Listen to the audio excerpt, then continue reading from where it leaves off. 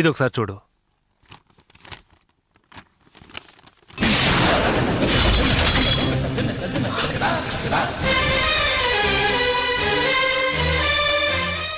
వీడే నర్మదని కిడ్నాప్ చేసిన వాడు. ఏమని పిలిచావన్నయ్యా? నర్మదా అని పిలిచాను. రూపం మారినంత మాత్రాన నేను కనిపెట్టలేననుకున్నావా? అన్నయ్య, అన్నయ్య, నన్ను క్షమించు అన్నయ్య. నేను నర్మదనని తెలుసుకున్నాడు. ఇప్పుడేంటి ఇలా మాట్లాడుతున్నాడు? నర్మద కనిపించకుండా పోయిన రోజు వీడు మన ఇంటి ముందు తచ్చాడుతున్నాడు.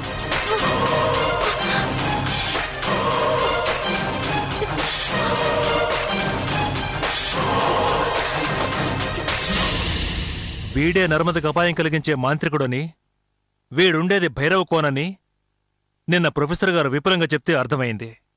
వీళ్ల గురించి ఇంత డీటెయిల్డ్గా తెలిసిన తర్వాత కూడా నా చెల్లెల్ని కాపాడడానికి నేను వెళ్ళకపోతే నేను ఒక అనానే కాదు.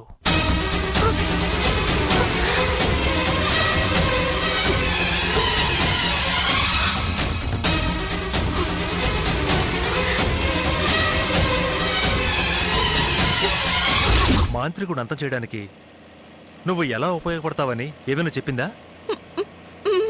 లేదు. నువ్వు తలుచుకో, నేను ఆ చిట్టుచోటునుంటాను. నర్మదా, ఏంటిది? తెలీదన్నయ్య. సిద్ధురాలు ఇక్కడ ఎక్కడో ఉంటుంది. అవును, అడుగుదాం.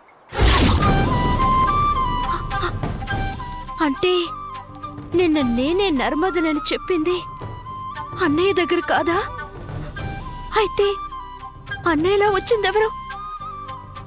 నేనే నర్మదనన్న నిజం తెలుసుకుంది ఎవరు? అసలు నేనెవరితో సిద్ధురాలి కోసం వెళ్ళాను?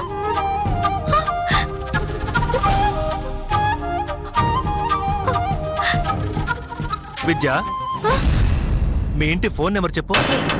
ఏ నెంబర్ అన్నయ్య? అదే శ్రీకాకుళంలో మీ పెదనాన్న ఫోన్ నెంబర్. Hello sir. అలాగే సార్, వస్తున్నాను సార్. నో ప్రాబ్లం సార్, నేను రిటర్న్లీ రాసిస్తాను సార్. మొత్తానికి నాకు భైరవ కోన మీద షూటింగ్ ఆర్డర్ కావాలి సార్. ఎస్ సార్, దానికోసం ఏం కావాలని చేస్తాను సార్.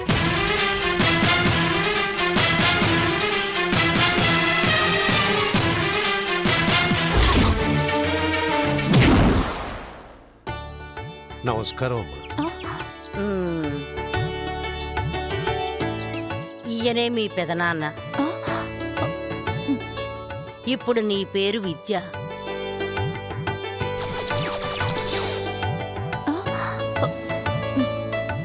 నేను మీ అత్తయ్యను. మీరు ఊరొదిలి వెళ్ళిపోయారని తెలిసింది. అవునయ్యా, మేము శ్రీకాకుళంలో సెటిల్ అయ్యాం బాబు. ఆహా.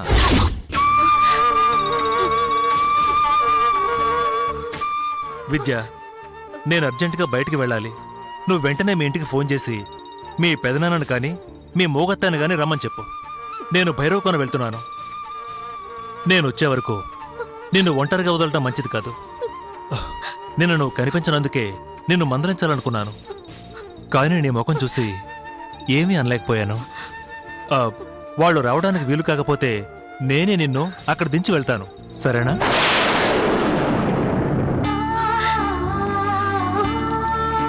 భగవంతుడా, నేనే నర్మదనన్న నిజాన్ని చెప్పి తీరాలి. లేకపోతే భైరవ కోణంలో అన్నయ్యకి ప్రమాదం జరిగే అవకాశం ఉంది. నేనిప్పుడేం చెప్పినా అన్నయ్య వినే మూడ్లో లేడు. అన్నయ్య నన్ను నమ్మాలన్నా సిద్ధురాలు నా రూపం మార్చాలి. ఇక్కడే ఉందామన్నా సిద్ధురాలుని కలవాలి. అందుకు నాకిష్టం లేదు. ఇదేంటిది? ఏం జరుగుతుంది? ఇదేంటిది? నేను చిలకలా మారిపోయారేంటి?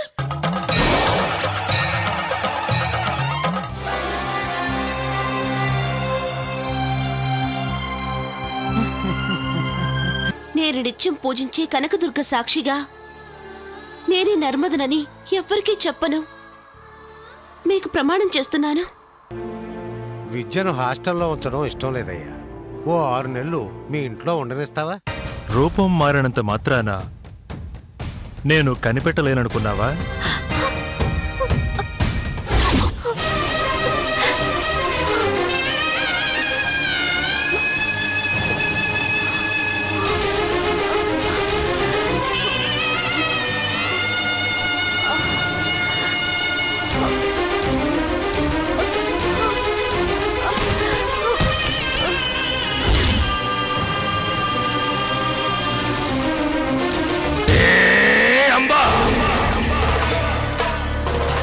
ఓ బాలిక మన చేతిలోంచి తప్పించుకుంది అంటే అదేరా, అదే మనకు కావలసిన బాలిక. ఆ బాలికను తీసుకురావడంలో నీకు ఏమిరా చిక్కులు? ఎందుకురా ఎందుకురా ఏమైనాదిరా నీకు? చెప్పిన పని పూర్తి చేయడం చేత కాదా? క్షమించాలి గురుదేవా, మంత్రశక్తులు ఉపయోగించకుండా ఆ పిల్లని తీసుకురావడం కష్టం. ఏం చేయమంటారు? మంత్రశక్తులు ప్రయోగించకుండానే తీసుకురావాలి. ఆ నాగశక్తిని నేను ఓడించాలి అంటే ఆ బాలిక నాకు కావాలి. ఎట్టి పరిస్థితుల్లోనూ నాకు కావాలి. మీరు చెప్పినట్టుగానే ఎంతో ప్రయాసతో వేషం మార్చుకుని ఆటో డ్రైవర్గా వెళ్ళాను. ఇంతలోనే ఒక యువకుడు అడ్డు తగిలి కార్యం చిన్నాభిన్నం చేశాడు. యువకుడా? అవును గురుదేవా, వాడు గాని అడ్డు తగలకుండా ఉంటే ఆ పిల్లని నేనే తీసుకొచ్చుండేవాణ్ణి. తప్పు నీది కాదురా. ఏది ఏమైనా నేను ఈసారి ఓడిపోను. ఇది నేను ఊహించింది. నాకెందుకు మనకి కావలసిన బాలిక ఆ బాలికేనని అనిపిస్తోంది. బాలికను అపహరించడానికి మళ్ళీ ప్రయత్నించు. గురుదేవా, సంశయం ఎందుకురా?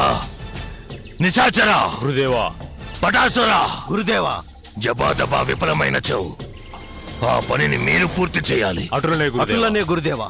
ఒకవేళ మీరు కూడా విఫలమైనచో ఆ బాబా గారిని సంప్రదించి వారితో మాట్లాడి ఆ బాలికను అపహరించడానికి ఒక దారి కనిపెడతాను. బాబా తప్పక మనల్ని ఆదుకుందురు. బాబా సలహాకి నా తెలివితేటలను జోడించి జయము పొందెదను. ఆ కాలము కూడా దగ్గర పడుతోంది. వెళ్ళండి. ఆ పిల్ల దొరకాలి. నర్మదను బలి ఇవ్వాలి.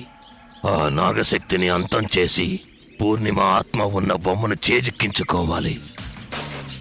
ఆ బొమ్మను గురువు అమర్చిన అదే స్థానంలో మనము అమర్చాలి.